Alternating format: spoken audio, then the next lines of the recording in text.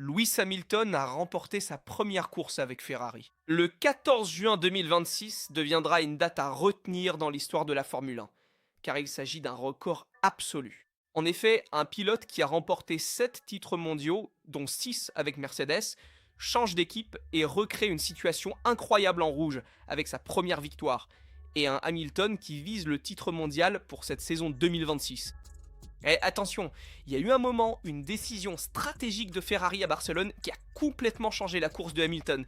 Et c'est là que le septuple champion du monde a vraiment fait la différence. De l'autre côté du stand, la situation est un peu moins agréable, car nous avons assisté à l'abandon de Leclerc. C'est un moment, disons, négatif pour Leclerc, qui coïncide avec une période ultra positive pour Hamilton. Donc ce sont vraiment les deux faces opposées d'une même médaille. Attention également à l'abandon de Kimi. Cela permet à Hamilton de se rapprocher au classement mondial et il y a un signal d'alarme évident concernant le moteur Mercedes, car Kimi Antonelli a déclaré avoir eu le même problème que George Russell au Canada.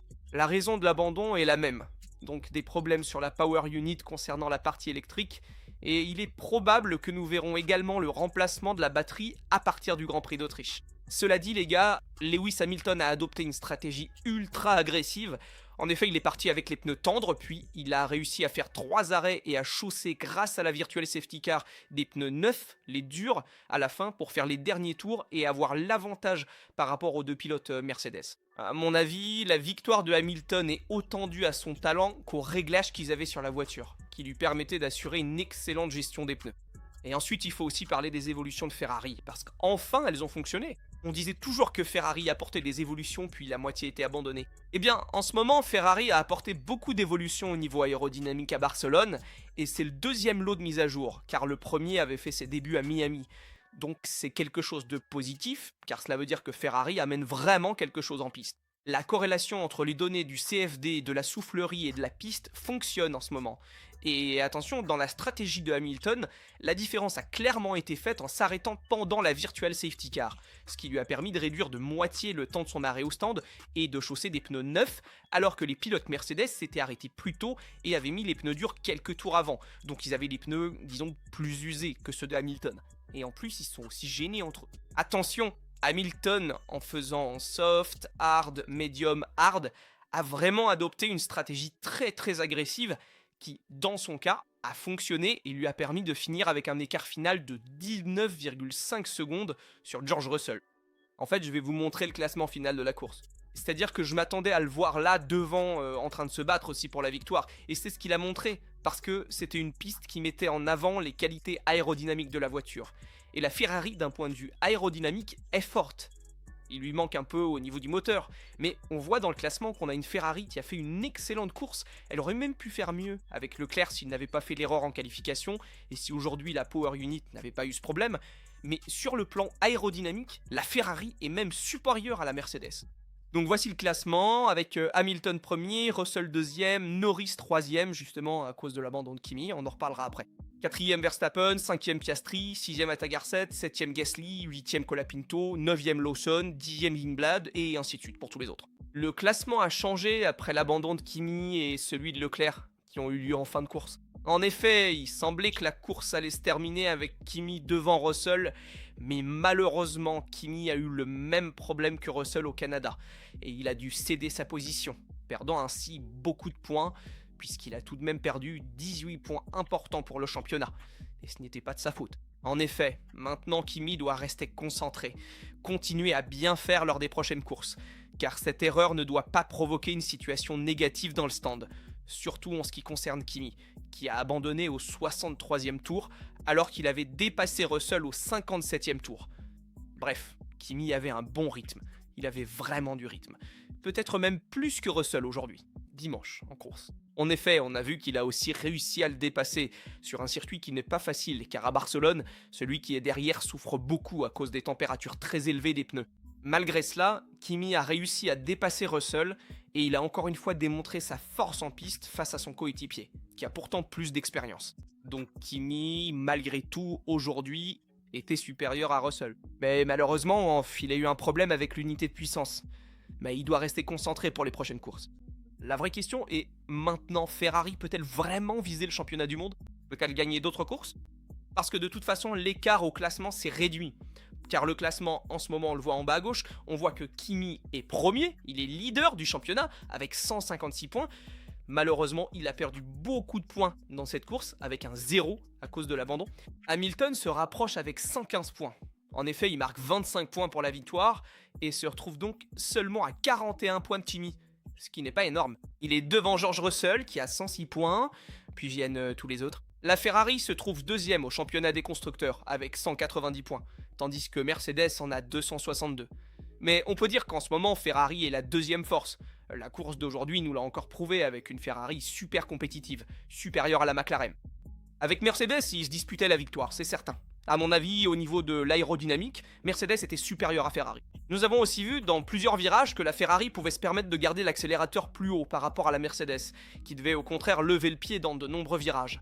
Cependant, en ce qui concerne la Power Unit et le moteur, la Mercedes est supérieure en termes de performance, car côté fiabilité, comme l'a également dit Toto Wolff lui-même, ils ont eu plusieurs problèmes, et cela doit être résolu. Et il faut certainement aussi parler des déclarations de Lewis Hamilton qu'il a faites après la victoire. En effet, il a dit « Je suis arrivé chez Ferrari aussi grâce à Vasseur.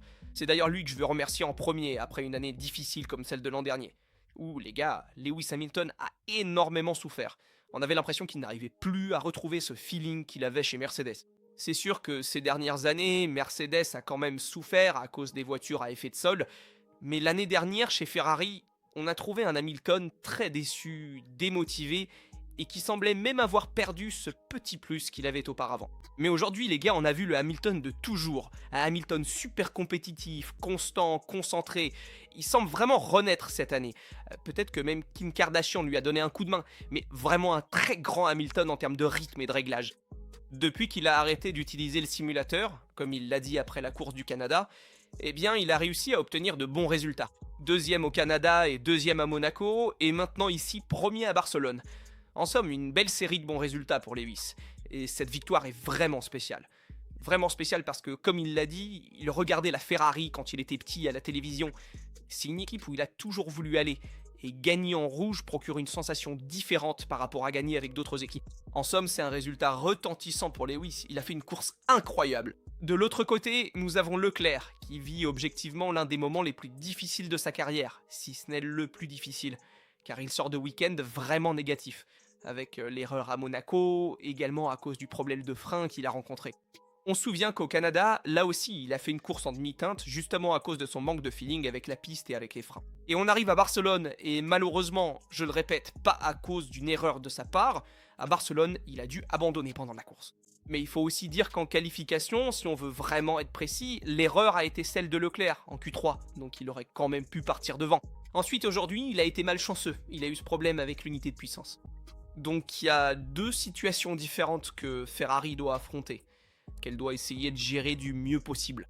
D'un côté, on a un Hamilton dans sa meilleure période chez Ferrari, de l'autre, on a un Leclerc dans sa pire période chez Ferrari. À mon avis, la période que traverse Leclerc est même pire que celle de 2022, que beaucoup considèrent comme sa pire, celle où, on s'en souvient, il y a eu l'abandon de Leclerc au Paul Ricard en France, qui a en fait marqué la fin de la lutte pour le championnat du monde 2022 contre Max Verstappen et Red Bull. Voilà, ça a été un moment extrêmement négatif pour Leclerc car cela aurait pu être une chance pour Ferrari de se battre pour le titre.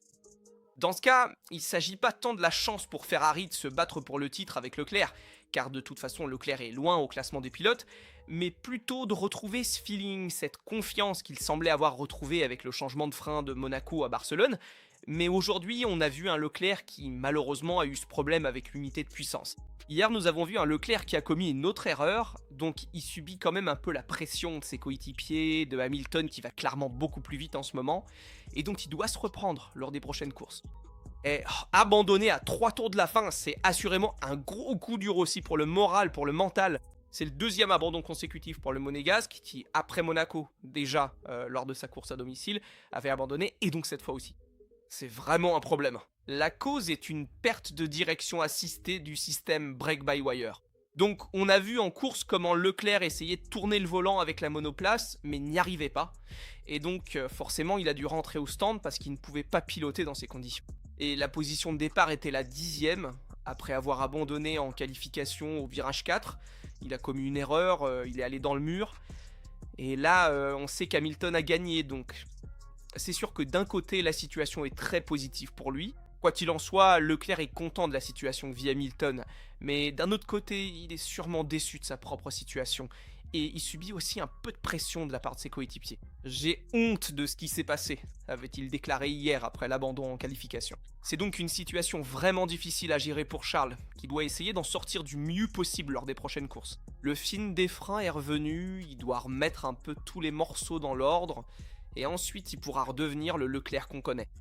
Cela dit, il faut aussi parler du paquet de mises à jour que Ferrari a apporté à Barcelone, qui a effectivement fonctionné. J'avais dit, attention, la semaine dernière j'avais dit, les gars, la Ferrari a quand même une bonne voiture sur le plan aérodynamique. Barcelone est un circuit qui sert à valider les packs de mise à jour que les équipes apportent, et à voir si une voiture est performante sur le plan aérodynamique et globalement. Pas tellement au niveau du moteur, même si cela compte évidemment aussi, mais surtout en termes d'efficacité aérodynamique et dans les longues courbes présentes dans les différents secteurs de Barcelone. Et ainsi, il s'est avéré que Ferrari est forte sur le plan aérodynamique, mais il lui manque la puissance moteur, comme nous l'avons déjà dit. Et attention, comme nous l'avons dit aussi hier à propos de l'affaire Ladvo, Red Bull s'est opposé en disant « nous n'avons pas le meilleur moteur ». Donc maintenant, il faut voir ce que décidera la FIA, mais il semble que Mercedes recevra tout de même un paquet supplémentaire de mises à jour, même s'il paraît qu'ils ont déjà le meilleur moteur sur la grille. Cela dit, Ferrari doit rattraper son retard sur le moteur, mais cela viendra, la récupération du moteur avec les packs de mise à jour de l'affaire Ladwo, et donc les 2 jetons bonus qu'ils ont pour le développement du groupe motopropulseur et sur le banc d'essai, ainsi que des millions supplémentaires pour le développement du moteur. Cela dit, le fond plat mis à jour, le diffuseur, l'aileron avant modifié, les pontons qui ont gagné en volume par rapport au précédent, pour essayer de mieux redistribuer l'air vers l'arrière.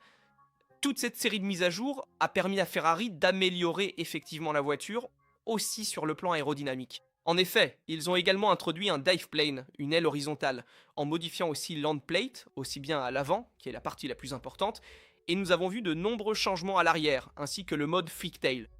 De nombreuses interventions ont été réalisées sur la voiture, ce qui a permis d'améliorer l'appui à l'arrière. La voiture était beaucoup plus stable au niveau de l'arrière, à tel point que Hamilton pouvait attaquer davantage les virages à l'entrée, se rapprocher plus près du vibreur à l'entrée du virage, car le sous-virage en sortie était facilement gérable. Ce sont ses propres mots. Et en effet, nous avons vu Hamilton se sentir très à l'aise avec ce package de mise à jour après les modifications du setup. Jusqu'à la FP3, Hamilton semblait loin des Mercedes. Une fois le setup modifié et ce package de mise à jour compris, la Ferrari a rené des qualifications à la course quand cela comptait. Et Hamilton s'est classé 2e en qualification, puis a remporté la course du dimanche. En somme, un package de mise à jour qui fait la différence, comme l'ont dit aussi dans le sens Toto Wolff mais aussi Frédéric Vasseur, cette année les mises à jour compteront énormément, dans le sens où par rapport aux années précédentes, un package de mise à jour peut vraiment faire la différence, comme l'ont fait les mises à jour que Mercedes a apportées au Canada, où l'on a vu une Mercedes nettement supérieure aux autres. De la même manière, les mises à jour apportées par Ferrari à Barcelone font la différence, et il en sera de même pour toutes les mises à jour que les équipes apporteront lors des prochaines courses, donc il faudra faire attention à cela. Je tiens à dire encore un mot à propos de Frédéric Vasseur, qui a déclaré « Attention, Barcelone est moins représentatif que les années précédentes, comme circuit pour évaluer les mises à jour, pour évaluer les qualités de la voiture. » Dans le sens où, oui, cela compte toujours énormément parce que c'est un circuit complet, mais il y a aussi la question du groupe motopropulseur et de la gestion énergétique, qui ont un impact. C'est un circuit qui arrive au milieu du championnat, où toutes les équipes continuent d'apporter des évolutions, et où peu d'équipes sacrifieront cette année pour l'année prochaine. Tout le monde continuera à apporter des mises à jour jusqu'à la fin. Donc le championnat reste ouvert, et Barcelone, même si Hamilton a gagné, compte moins comme circuit de référence pour identifier l'équipe dominante en ce moment. Aussi parce que Ferrari n'est de toute façon pas l'équipe favorite à ce jour. Mercedes reste devant, même si Ferrari a fait un bon pas en avant avec cette course. Donc je m'attends à une Ferrari qui se battra pour le championnat du monde, je m'attends à une Ferrari présente devant, à se battre pour les victoires étape après étape, surtout sur les circuits plus techniques, où la puissance du moteur compte moins. Mais il faut pas trop se faire de film, dans le sens où Mercedes reste l'équipe favorite, c'est toujours l'équipe qui se battra devant pour les victoires. Ils ont 2 pilotes qui sont en lice pour le championnat du monde, c'est quand même un avantage sur le long terme. Il faudra bien les gérer, ce sera le rôle de le rôle de Toto Wolff, mais attention, voir 2 pilotes qui se battent pour le championnat du monde reste un avantage par rapport à n'avoir qu'un seul pilote, comme c'est le cas d'Hamilton en ce moment. Leclerc est assez distancé, et donc nous verrons si Ferrari parviendra à mieux gérer la situation. Ils miseront sûrement davantage sur Hamilton, oui, parce que c'est lui qui est le mieux placé au classement, mais il faudra voir si Mercedes commencera à utiliser des consignes d'équipe pour se défendre contre Ferrari. Parce que, à mon avis, ils feront, car Toto Wolff ne veut pas revivre une saison comme celle de 2016. Et donc cela sera certainement un avantage pour Mercedes, car ils auront deux pilotes de pointe contre un seul chez Ferrari. Il faudra donc faire attention à cela aussi. En ce qui concerne Antonelli, nous avons dit qu'il s'est retiré à 3 tours de Dauphin. C'est une panne moteur qui coûte eh bien, au final 18 points au championnat pour Kimi, parce qu'il était deuxième à ce moment-là. Et l'écart s'est réduit à 41 points entre Kimi Antonelli et Lewis Hamilton. Kimi doit rester concentré sur son championnat, ne pas trop se laisser affecter par cet abandon, d'autant plus que ce n'est pas de sa faute, c'est un abandon dû à Mercedes. Mercedes doit aussi commencer à se poser des questions sur la fiabilité du moteur, qui est un sujet clé cette année. Si tu continues à avoir un moteur qui, toutes les deux courses, te pose un problème et t'oblige à abandonner, parce qu'au Canada, il y a deux courses, un moteur Mercedes a déjà eu des soucis, et maintenant on a vu le problème sur le moteur Mercedes de Kimi, attention, cette situation doit être résolue au plus vite. Parce que ces zéros-là pèsent plus lourd que d'avoir un moteur moins performant. Parce que si tu as un moteur moins performant, tu peux peut-être finir deuxième, troisième ou quatrième. Et si tu as un moteur qui te pose des problèmes et t'oblige à abandonner, tu fais zéro point. Donc c'est un problème important pour Mercedes qu'ils doivent résoudre au plus vite. Dites-moi dans les commentaires ce que vous pensez de la course de Barcelone, éventuellement de la situation chez Ferrari entre Hamilton et Leclerc, de l'abandon de Leclerc et de celui de Kimi Antonelli ainsi que de la victoire de Hamilton. Je suis curieux de vous lire et de répondre à tout le monde. Comme toujours, je vous rappelle de laisser un like, de vous abonner et d'activer les notifications pour ne rater aucune vidéo sur la Formule 1 et sur Ferrari. C'est tout de notre part, on se retrouve dans une prochaine vidéo. Salut!